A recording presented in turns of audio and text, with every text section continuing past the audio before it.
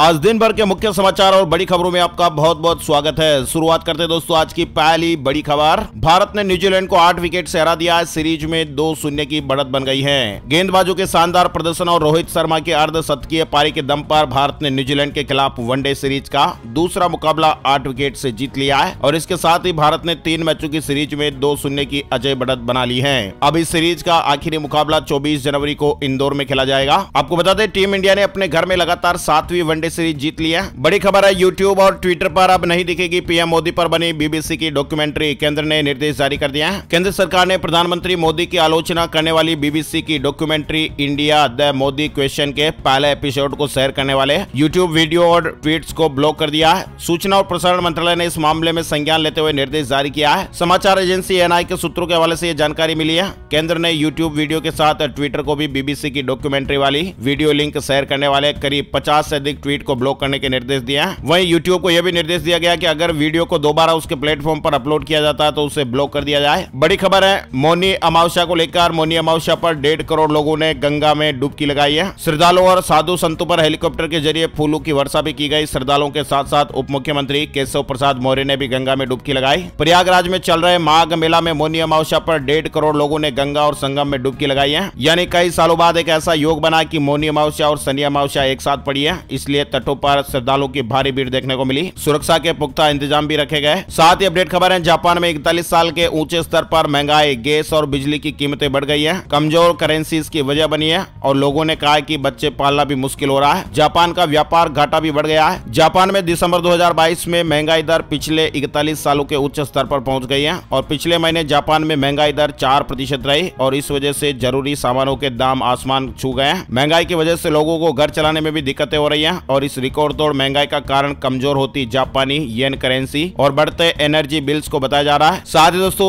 युवाओं के लिए बड़ी खुशखबर है। एलआईसी भर्ती से जुड़ी बड़ी खबर आ रही है। एलआईसी में 9000 बम्पर वैकेंसी आई है। अगर आप भी किसी भी स्ट्रीम से ग्रेजुएट है या फिर आपके कोई मिलने वाले हैं तो उनके लिए खुशखबर है। सरकारी नौकरी पाने का शानदार मौका है। एलआईसी इंडिया में अप्रेंटिस डेवलपमेंट ऑफिसर के 9000 से ज्यादा पदों पर भर्ती के लिए नोटिफिकेशन जारी हो गया है। LICindia.in वेबसाइट पर आप डिटेल चेक कर सकते हैं। वहीं फाइनेंस मिनिस्ट्री की ओर से महत्वपूर्ण अपडेट आ रहा है। वित्त मंत्री ने बैंकों के लिए नया आदेश जारी किया है और अब ग्राहकों को इससे सीधा फायदा मिलेगा।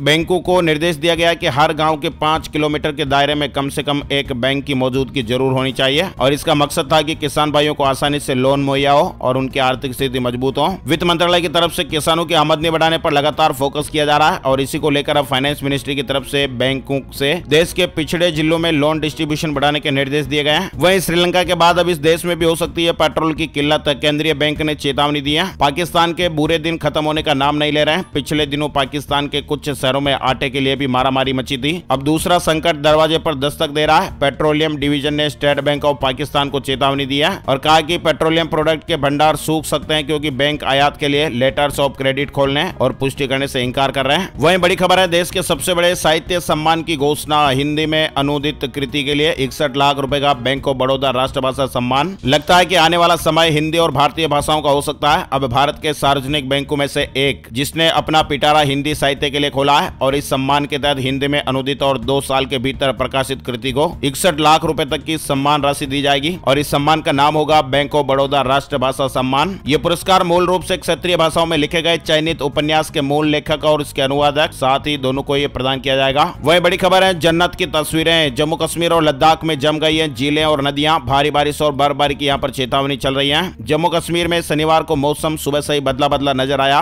जम्मू संभाग में बादल छाए रहे जबकि कश्मीर में कड़ाके की ठंड पड़ रही थी। लद्दाख में लगातार शीतलहर जारी है। जम्मू श्रीनगर हाईवे पर उधमपुर और रामबन के बीच लगातार भूस्खलन हो रहा है और इससे यातायात ठप होने की समस्या हो रही है। कड़ाके की ठंड के कारण कश्मीर और लेह लद्दाख में झीलें और नदियां भी जम गई हैं। बद्रीनाथ यात्रा पर संकट, भूदसाव की चपेट में हाईवे। कई हिस्सों में धाम की तरफ जाने वाला एकमात्र रास्ता भी धंस रहा है। जोशीमठ में बद्रीनाथ राष्ट्रीय राजमार्ग भी भूदसाव की चपेट में है और लाखों हिंदुओं की आस्था के केंद्र बद्रीनाथ की तरफ जाने वाले इस एकमात्र मार्ग के कई हिस्सों में 1 से 2 मीटर तक दरारें आई है। गूगल 12,000 कर्मचारियों की छटनी करेगा। सुंदर पिचाई ने इमोशनल लेटर लिखा है, मदद का ऐलान भी किया है। दिग्गज टेक्नोलॉजी कंपनी गूगल में बड़े लेवल पर छटनी की घोषणा की गई है। दिल्ली मेरठ एक्सप्रेस वे से जुड़ी खबर है, बाइक का एक्सीडेंट हुआ तो नहीं मिलेगा इंश्योरेंस का एक भी पैसा। जी हाँ, दिल्ली मेरठ एक्सप्रेस वे पर 2 पहिया और 3 पहिया वाहनों की एंट्री को रोकने के लिए पुलिस ने सख्ती बरतना शुरू कर दिया और इसके लिए यहाँ पर चल रहे 2 व्हीलर्स पर 20,000 रुपए का जुर्माना भी लगाया जा रहा है। ये नियम है कि एक्सप्रेस वे पर 2 पहिया पहिया और तिपहिया वाहन नहीं चलाए जा सकते हैं। ये नियम हाई स्पीड व्हीकल की वजह से लिया गया है, क्योंकि तेज स्पीड होने के चलते दो पहिया वाहनों के साथ होने वाले हादसों का खतरा बढ़ जाता है। साथ ही अपडेट खबर, खुश खबर है, बिहार के मनरेगा मजदूर को अब जल्दी पैसे मिलने वाले हैं। बकाया 550 करोड़ रुपए जो राशि के अभाव में नहीं दिया जा रहा था, लेकिन अब राज्य सरकार के ग्रामीण विकास विभाग के पास पर्याप्त राशि उपलब्ध हो गई है और बकाया राशि का भुगतान भी अब जल्दी शुरू होने वाला है। बड़ी खबर है, 25,000 महिलाओं ने पीली साड़ी में निकाली कलश यात्रा और बन गया वर्ल्ड रिकॉर्ड, गोल्डन बुक में दर्ज हो गया है। 25,000 से ज्यादा महिलाएं और वो भी एक ही रंग के परिधान में, हर एक के सिर पर रखा पीला कलश। ये सुनकर आपको भी आश्चर्य जरूर हो रहा होगा, लेकिन आपको बता दें, महासमुंद जिले के बसना नगर की महिलाओं ने मिलकर एक विश्व कीर्तिमान बना दिया है और ये golden book of world record में भी दर्ज हो गया है। सर्व समाज द्वारा आयोजित श्रीमद् भागवत कथा की कलश यात्रा के दौरान ये रिकॉर्ड बना है। राधे कृष्ण की भक्ति में सरोवर बसना नगर के लिए ये गौरव का दिन साबित हुआ। नीलांचल सेवा समिति के स्थापना दिवस के अवसर पर आयोजित इस भव्य कलश यात्रा ने विश्व कीर्तिमान स्थापित किया है। छत्तीसगढ़ से जुड़ी खबर है। साथ ही बड़ी अपडेट खबर आ रही है, उत्तराखंड को लेकर होमगार्ड को घायल और बीमार होने पर भी ड्यूटी भत्ता मिलेगा, आदेश जारी हो गए हैं। उत्तराखंड में बीमार और घायल होने की दशा में होमगार्ड को भी अब ड्यूटी भत्ता मिलेगा।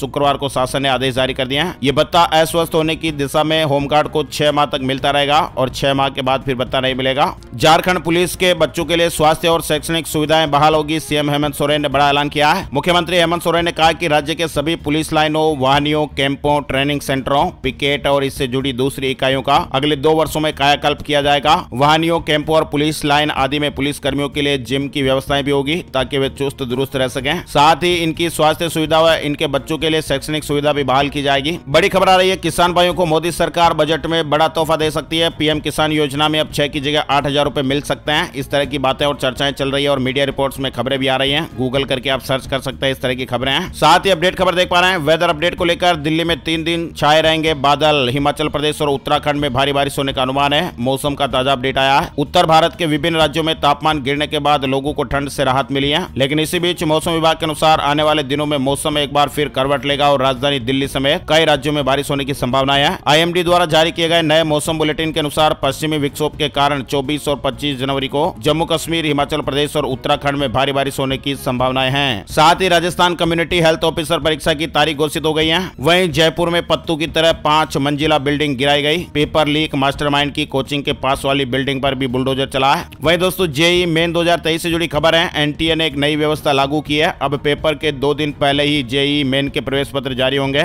ये व्यवस्था पहली बार इस तरह की लागू की जा रही है। तो दोस्तों आज के मुख्य समाचार और दिन भर का जो ताजा अपडेट सुर्खियां है वो आप लोगों ने देखी और सुनी। अगर आपको हमारा प्रयास अच्छा लगा है तो प्लीज वीडियो को लाइक और शेयर जरूर कर दीजिएगा। Thank you, take care, good bye, जय हिंद, जय भारत, वंदे मातरम।